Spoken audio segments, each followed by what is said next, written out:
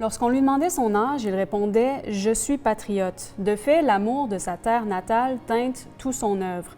C'est l'histoire du bâtisseur de la Bibliothèque de l'Assemblée nationale telle qu'on la connaît aujourd'hui, mais également celle d'un auteur polyvalent. Pionnier de la poésie québécoise, auteur de romans, de pièces de théâtre, de traductions importantes et d'articles écrits durant la seconde moitié du 19e siècle et le début du 20e siècle, on lui doit quelques-uns des plus beaux contes québécois. Des contes vrais, comme il les appelle, véritables émanations de l'âme populaire québécoise. Il était une fois Pamphile Lemay. 1837, 5 janvier. Léon Pamphile Lemay naît à Lotbinière en pleine rébellion patriote.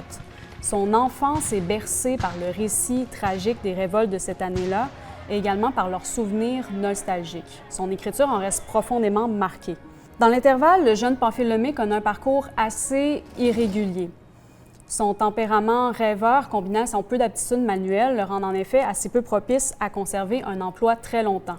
Il cherche ainsi sa voie durant plusieurs années avant de finalement opter pour le droit. C'est grâce à ses contacts dans ce milieu qu'il réussit finalement à décrocher un emploi en tant que traducteur officiel à l'Assemblée nationale, et ce, même s'il déteste l'anglais. Cet emploi lui permet deux choses. D'une part, d'alléger ses finances et ensuite de mieux se consacrer à sa passion tenace, la littérature. Lemay se joint ainsi dans les années 1860 au mouvement qui débute alors à Québec et dont les réunions se tiennent côte de la Fabrique à l'arrière-boutique de la librairie J&O Crémazie. Il y lit ses premiers essais littéraires d'importance. Il faut savoir qu'à cette époque, les seuls types d'expressions littéraires existant chez les Canadiens français sont des écrits à caractère journalistique ou encore historique, auxquels il faut ajouter l'art oratoire.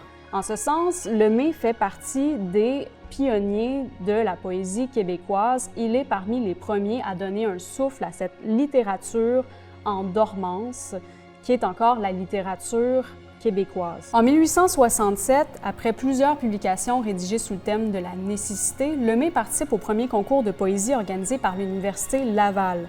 Il y remporte la médaille d'or, à la suite de quoi il est invité par le premier ministre Chauveau en personne, qui souhaite alors encourager les jeunes artistes, à devenir le premier bibliothécaire de l'Assemblée législative du Québec, offre qu'il accepte. Il va occuper ce poste pendant 25 ans, ce qui lui permet de mieux se consacrer à la littérature en parallèle. Durant ces années, Lemay travaille à établir la collection de la bibliothèque à partir de presque rien. Sa dévotion va jusqu'à y ajouter des livres faisant partie de sa bibliothèque personnelle. D'une centaine de livres au départ, on passe ainsi en quelques 15 années à près de 30 000 livres. Lemay profite également de ce temps pour mettre en place un système de prêts et d'échanges entre la bibliothèque parlementaire et les prestigieuses bibliothèques d'autres pays comme la France, la Belgique et les États-Unis. Tout ce beau travail est pratiquement réduit à néant en 1883 lorsqu'un incendie éclate à l'hôtel du Parlement. Peu importe, Lemay choisit de se retrousser les manches et de relever la bibliothèque de ses cendres. À la veille de son départ, elle compte déjà 33 000 livres. Parmi ses autres contributions notables, il apparaît également important de relever qu'il est le premier à avoir ouvert la bibliothèque au grand public, et ce, contre l'avis des parlementaires. Car attention, si Lemay travaille pour des politiciens, cela n'en fait pas pour autant un amateur de politique. Au contraire, il y voit plutôt une source de chicane et de partisanerie. En témoignent certains de ses écrits. À vrai dire, la seule fois où il va oser exprimer une opinion en matière de politique sur la place publique, c'est en 1870.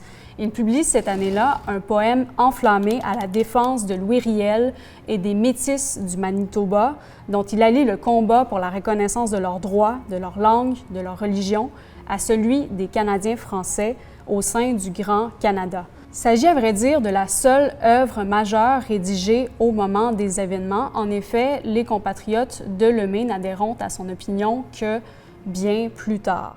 Il semble néanmoins que ce soit ce texte qui ait occasionné la perte de Lemay, puisqu'en 1892, lors d'un changement de gouvernement, il est poussé à la retraite anticipée. Il a alors seulement 55 ans. Avant de partir, Lemay dépose un rapport recommandant la construction d'une nouvelle bibliothèque mieux susceptible de répondre aux besoins des parlementaires comme des particuliers. Cet avis trouve une réponse favorable, si bien qu'un nouvel édifice voit le jour en 1910, celui de l'actuelle bibliothèque de l'Assemblée nationale. Lemay dévoue ensuite le reste de son existence à l'écriture de ses deux textes les plus fameux. J'ai nommé Les Gouttelettes, premier recueil de sonnets québécois, et puis Les Contes vrais, inspiré de son enfance à la campagne. Lemay disait à propos du peuple québécois que si l'on nous ignore à l'étranger, il ne nous est pas permis à nous de méconnaître nos gloires et de perdre le souvenir de ceux qui nous ont instruits et charmés par leurs récits. On doit à Pamphile Lemay, bibliothécaire, écrivain, poète, homme de famille et père de 14 enfants, un édifice considérable. Celui qui porte aujourd'hui son nom à l'Assemblée nationale, mais également un édifice littéraire, témoin sensible et sincère de l'âme populaire québécoise.